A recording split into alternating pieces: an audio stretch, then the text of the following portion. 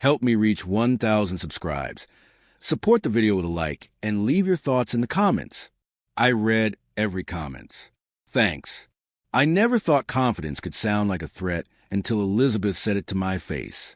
We were standing in the kitchen, late evening light cutting across the counter, the air thick with something unsaid.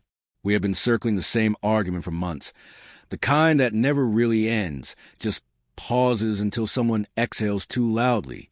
I asked her, calmly, why every conversation lately felt like a negotiation instead of a partnership. She crossed her arms, smiled in a way that wasn't warm, and said, "James, relax. Plenty of men want me." She didn't raise her voice. She didn't need to. The sentence landed exactly where it was meant to. I didn't respond right away. I looked at her, trying to figure out whether she realized what she'd just done. That line wasn't about confidence. It was about leverage. It was a reminder that I was replaceable, that she believed I should feel lucky she was still here. We'd been together 6 years. I met her in Manchester at a friend's birthday, back when she laughed easily and asked questions like she actually wanted the answers. I was steady, predictable, the kind of man who showed up when he said he would. She used to say that made her feel safe. Somewhere along the way, safe turned into boring. Conversations got shorter. Affection became scheduled, then optional, then rare. If I brought it up, she'd accuse me of overthinking. If I pulled back, she'd accuse me of being distant. It was a maze where every exit led back to the same place. I kept adjusting, kept smoothing things over, because that's what you do when you believe commitment means endurance. If this part of the story feels familiar, tap like so it can reach others who might need to hear it. That night, after a comment, I went quiet, not sulking, processing. Elizabeth mistook my silence for surrender. She picked up her phone, scrolled, already halfway gone. I thought about all the small moments I'd ignored. Her joking about upgrading someday, the way she compared me to men online, like it was harmless commentary, always framed as humor, always cutting just deep enough. I finally asked her what she meant. She shrugged and said again, slower, like explaining something obvious to a child. "I'm just saying I have options." That was when I felt it shift inside me. Not anger, clarity. A relationship shouldn't feel like a competition you're constantly losing. If you've ever been on the receiving end of words like that, tell me in the comments what line changed everything for you. I didn't argue. I didn't offend myself. I told her I needed air and stepped outside. The street was quiet, the kind of quiet that lets your thoughts line up instead of crashing into each other. I realized how often I'd been negotiating my own worth just to keep the peace. How often I'd accepted disrespect because it came wrapped in a smile. By the time I came back in, I already knew this wasn't about proving anything. Elizabeth was on the sofa when I returned, legs tucked under her, scrolling again. I sat across from her and said, evenly, that I wasn't interested in being with someone who needed to remind me I was optional. She laughed and said I was being dramatic. She said men always say that and never leave, like history itself was on her side. I stood up. I told her I wasn't threatening anything. I was deciding. She asked where I thought I'd go. I told her it didn't matter.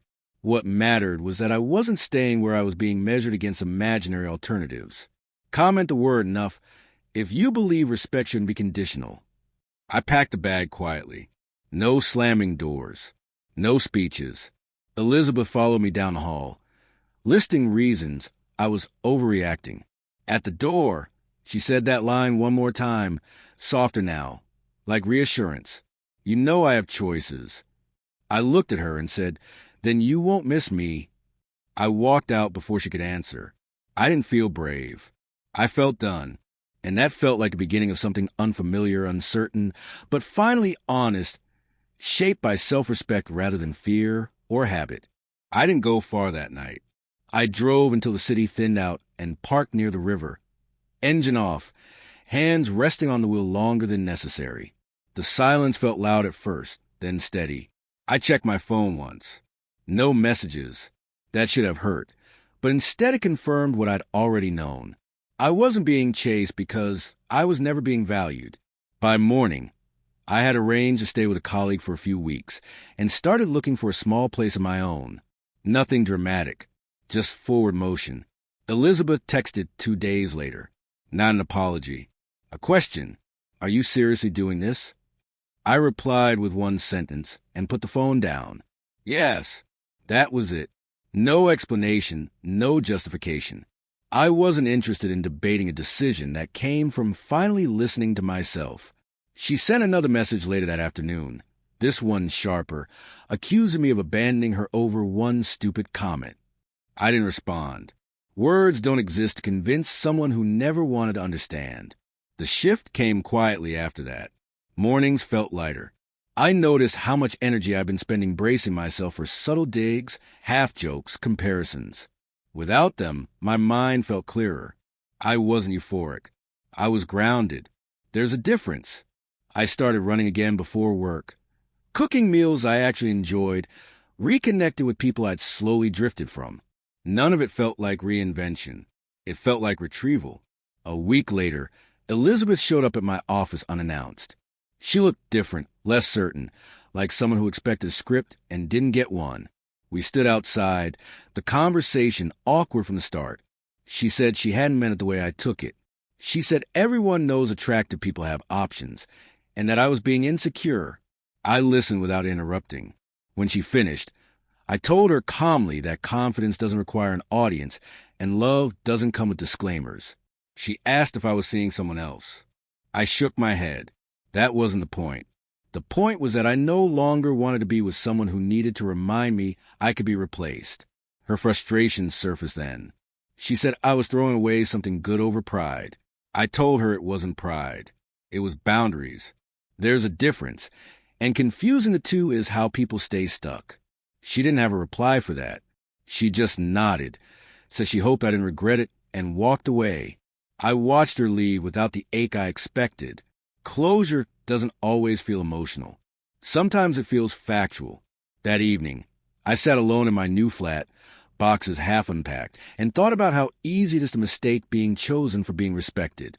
I'd stayed too long, because I believed loyalty meant tolerating discomfort. It doesn't. Loyalty to someone else shouldn't require betrayal of yourself. If this story resonates with you, consider sharing it with someone who might need a reminder that walking away can be an act of self-respect, not failure. Weeks passed. The urge to check her social media faded. I heard through mutual friends that she was dating again quickly, leaning into the very attention she'd always mentioned. That didn't sting either. It made sense. Some people need options to feel powerful. Others need peace. I knew which one I was. One night, a message came through from Elizabeth, unexpected and brief. I didn't think you'd actually leave. I thought you'd fight harder. I read it twice before replying. I did fight, just not the way you wanted. That was the last thing I ever said to her. What do you think matters more in moments like that? Fighting harder or knowing when to stop? Share your thoughts in the comments and let's talk about it. I won't pretend everything after was perfect. Starting over rarely is. But it was honest. I wasn't auditioning for affection anymore. I wasn't measuring myself against imaginary competition. I was just living, and that was enough. When I think back to that night in the kitchen, to that sentence she tossed out so casually, I almost feel grateful. It showed me the truth in a way excuses never could. She said plenty of men wanted her. I believed her, and I let them have her. If you found value in this story, like it, leave a comment with your perspective. And subscribe for more real stories about boundaries, respect, and choosing yourself when it matters most.